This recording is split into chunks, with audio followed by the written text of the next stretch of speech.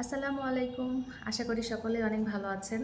আমি doctor Sadia Afrin, obstetrician and gynaecologist. আপনাদের সাথে আজকে আলোচনা করব একটোপিক প্রেগনেন্সি নিয়ে। আজকালকার যুগে একটোপিক প্রেগনেন্সি অনেক বেশি। কিছু রিস্ক ফ্যাক্টরস বাড়ার কারণে একটোপিক প্রেগনেন্সি এখন অনেক বেশি বেড়ে গেছে, যার কারণে আমাদেরকে এটা খুবই গুরুত্ব সহকারে দেখতে হচ্ছে এবং আপনাদেরকেও কিছুটা সচেতন হতে হবে এই ব্যাপারে। একটোপিক প্রেগনেন্সি এমন একটা ডিজিজ, এমন একটা কেস যেটা খুবই ইমার্জেন্সি, এবং যদি আমরা এটা একটু হেরাফেরা করি রোগী টেবিলে বা রোগী হসপিটালে পৌঁছানোর আগে পর্যন্ত মারা যায়। অপারেশনটা মাত্র 10 থেকে 20 মিনিটের, কিন্তু এটার হ্যাসেল অনেক বেশি। ব্লাড ম্যানেজ করা, রোগীর ওটি জন্য রোগীকে ফিট করা, এই সবগুলো অনেক বেশি হ্যাসেল। সেটা যেমন আমাদের জন্য অনেক বেশি হ্যাসেল, সেটা আপনাদের জন্য অনেক হ্যাসেল। বললেই আপনি আধা ঘন্টার মধ্যে একটা ব্লাড ম্যানেজ করা বা 2-3 ব্যাগ ব্লাড ম্যানেজ করা এত বেশি ইজিও না, কারণ ওখানে অনেক বেশি লোড থাকে, অনেক বেশি রাশ থাকে। আর তাছাড়া এই রোগীগুলো আসে অনেক খারাপ পর্যায়ে আমাদের কাছে, একদম শকে। রোগী পালস পাওয়া যাচ্ছে না, ব্লাড প্রেশার পাওয়া যাচ্ছে না, ঠিক এই কন্ডিশনগুলোতে আসে। তখন রোগী সেটেল করব নাকি রোগীর ব্লাড দিব, রোগীর ব্লাড ম্যানেজ হচ্ছে না, অপারেশন করবো, এই সবগুলো একসাথে যখন সিচুয়েশনটা আসে তখন মাথায় আসলে আর কাজ করে না। রোগীর লোকজন যেমন ছোটাছুটি করতে থাকে, সবসময় ডক্টররাও ছোটাছুটি করতে থাকে। তাই আমরা চেষ্টা করব এই সিচুয়েশনটায় আমরা যেন না পৌঁছাই। সেই জন্য আপনাদের যেটা করতে হবে সেটা হচ্ছে 2 মাসের ভিতরে আপনারা একটা আলট্রাসোনোগ্রাফি করে ফেলবেন এবং জেনে নেবেন যে বাচ্চাটা থলির ভিতরে আছে, জরার ভিতরে আছে, টিউবে নাই। যদি প্রথম দেখে আমরা এটা ডায়াগনোসিস করে ফেলি আনরাপচার্ড অবস্থায়, মানে টিউবটা তখনও ফাটে নাই, সেই ক্ষেত্রে এর মেডিকেল ম্যানেজমেন্ট আছে, আপনার অপারেশনে যেতেই হবে না। খুব সুন্দর মেডিকেল ম্যানেজমেন্ট, কিছু ইনজেকশনস দেওয়া হয়, ফলো আপে থাকতে হয় এবং 3 থেকে 4 সপ্তাহের ভিতরে এটা একেবারেই নর্মাল হয়ে যায়।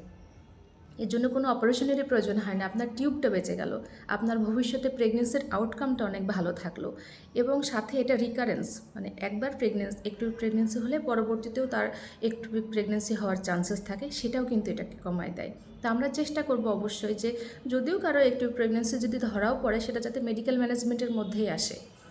এই রোগীগুলো কেন খারাপ থাকে আসলে, কেন খারাপভাবে আমাদের হসপিটালে আসে? কারণ সাধারণত অন্যান্য ক্ষেত্রে যেটা দেখা যায় যে যে অ্যাবর্শনগুলো হয়ে যায় সেখানে একটা ব্লিডিংয়ের হিস্ট্রি থাকে, যে তার অনেক বেশি ব্লিডিং হচ্ছে, অনেক বেশি পেট ব্যথা হচ্ছে।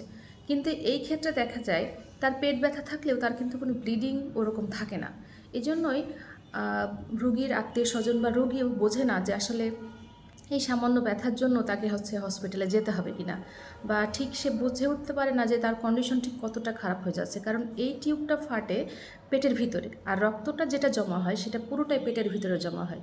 রুগী যখন খারাপ পর্যায়ে চলে যায়, একদম দেখা যায় তখন তার পালস বিপি কিছু পাওয়া যাচ্ছে না, রুগী একদম ডিটোরিয়েটেড সাদা হয়ে যাচ্ছে, তখন রুগীর আত্মীয় স্বজন বা রুগীরও মনে হয় যে আসলে রুগীটা অনেক খারাপ হয়ে যাচ্ছে, এখন আমাদের হসপিটালে যাওয়ার প্রয়োজন। আর যতক্ষণে সে হসপিটালে আসে ততক্ষণে তার অনেক বেশি ব্লাড লস হয়ে যায় এবং ওই রোগীগুলো নিয়ে আমরা ভীষণ একটা ইমার্জেন্সি সিচুয়েশনে পড়ে যাই। রোগীর জীবন বাঁচানোটাই তখন অনেক বেশি দায় হয়ে যায়।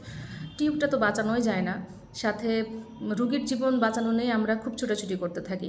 এমনও দেখা যাচ্ছে রুগী ওটির টেবিলে নিতে নিতেই রুগী মারা গেছে, ওটির টেবিলে মারা গেছে, এরকম বহুত ঘটনা ঘটেছে। আমি এখন রাজশাহী মেডিকেল কলেজে পোস্টেড আছি, আমি আমার অ্যাডমিশনে কেন জানি 2 থেকে 3টা 4টা এরকম একটু প্রেগনেন্সি পেয়েই থাকছি। তার মানে এটা বোঝাই যাচ্ছে যে আসলে একটু প্রেগনেন্সির হার অনেক বেশি বেড়ে গেছে।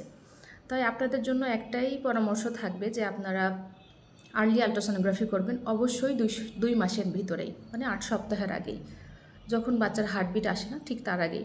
থলি আসুক, আলট্রাসোনোতে হয়তো আপনি থলি দেখতে পাচ্ছেন, আপনি হয়তো বাচ্চা দেখতে পাচ্ছেন না খুব আর্লি করলে, যেটা হয় কোনো প্রবলেম নেই। আপনি শুধু এতটুকু জানেন যে থলি থাকুক সমস্যা নেই, সেটা যেন জরায়ের ভিতরেই আছে, এতটুকু যেন থাকে, এই সন্দেহটা যেন আমাদের দূর হয়ে যায়।